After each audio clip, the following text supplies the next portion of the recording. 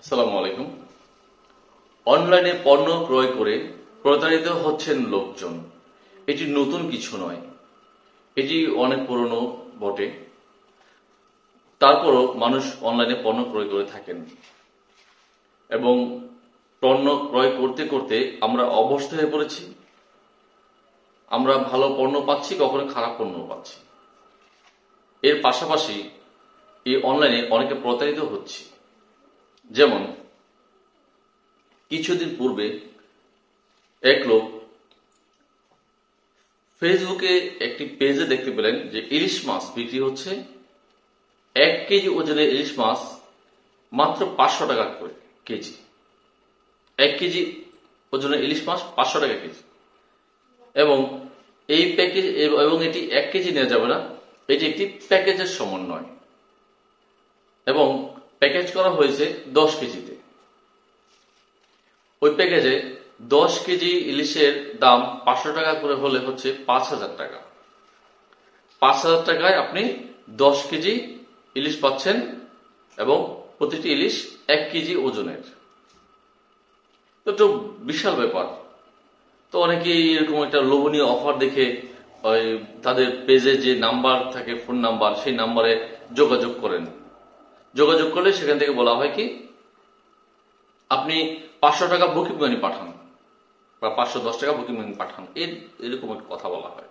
তখন ওই লোক 510 টাকা অনলাইনে বুকিং মানি পাঠিয়ে দিল। পাঠিয়ে দেওয়ার বলছে হ্যাঁ ঠিক আছে, আমরা আপনার বুকিং মানিটা পেয়েছি 510 টাকা। আপনার এই মাছগুলো এখন মেপে এই প্যাকেজিং করা হচ্ছে, প্যাকেট করা হচ্ছে। এই প্যাকেটটা আপনার এখানে এখন পাঠানো হবে। আপনি এখন বাকি টাকাগুলো পেমেন্ট করে দেন আমাদের এই বিকাশ নাম্বারে। তো তিনি কি করলেন, তাদের ওই বিকাশ নাম্বারে বাকি টাকাগুলো পেমেন্ট করে দিলেন, অর্থাৎ 5000 টাকা উনি পেমেন্ট করে দিলেন। পেমেন্ট করে দেওয়ার পর এবার উনি তো মাছের অপেক্ষা আছেন, মাছ আসছে না। তো উনি ফোন দিলেন কি ভাই আমি তো মাছ কখন আসবে।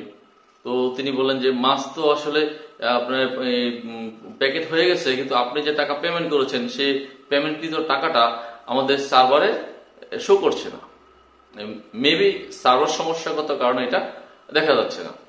আপনি কাজ করেন, পুনরায় আপনি এই টাকাটা আপনি 5000 টাকা পুনরায় আপনি আমাদেরকে পাঠান। হ্যাঁ, তো মাছ দেওয়ার সময় আপনি যে বেশি টাকাটা দিয়েছেন, বাড়তি টাকাটা সেটা আপনাকে আবার ফেরত দেওয়া হবে, ভাবনার কিছু নেই। তো ওই গ্রাহক তাদের এই কথা বিশ্বাস করে পুনরায় আবার 5000 টাকা তাদেরকে পাঠায়। পাঠানোর পর এরপর তারা বলতেছে যে আমাদের সার্ভারের সমস্যা এখনো ঠিক হয়নি, আপনার পেমেন্ট এই পেমেন্টটাও দেখা যাচ্ছে না, আপনি আবার 5000 টাকা পাঠান। 5000 টাকা পাঠালে আমরা আপনার মাছটা ডেলিভারি দিয়ে দিব এবং বাকি টাকাগুলো আপনি চিন্তা করছেন, বাকি টাকাগুলো আপনি মাছ ডেলিভারির সময় বাকি টাকাটা আপনি পেয়ে যাবেন, আপনি যে টাকাটা বেশি দিয়েছেন। তো সেই গ্রাহক একইভাবে আবার সে 5000 টাকা পাঠালো তাদেরকে। তো আমি আশ্চর্য হয়ে তাকে বললাম যে আপনি কি করে আবারও 5000 টাকা পাঠালেন, তখন কি আপনি বোঝেননি? সে বলছে না আমি তো আসলে এরকম ভাবতেই পারি না, ভাবি নেই এরকম বিষয়টা যে এরকম হবে। তো আমি আবারও 5000 টাকা পাঠাই। পাঠানোর পর ওরা এবার বলতেছে যে এই আপনার এই মাছ তো এই যাবে, কিন্তু প্যাকেটও হয়ে গেছে, কিন্তু সার্ভার সমস্যাগত কারণে আমাদের এটা আসলে আপনার পেমেন্টটা আবল তাবল এই ধরনের কথা সে বলতে থাকে, তালবাহানামূলক কথা যেটা আর কি। তো এর মধ্যে তিনি বুঝতে সক্ষম হন যে উনি প্রতারকের খপ্পরে পড়েছেন। ওই লোকগুলো তার সাথে প্রতারণা করছে, তাকে আসলে মাছ দিবে না, মিথ্যা কথা বলে তার কাছ থেকে টাকাগুলো নিয়ে আত্মসাৎ করেছে।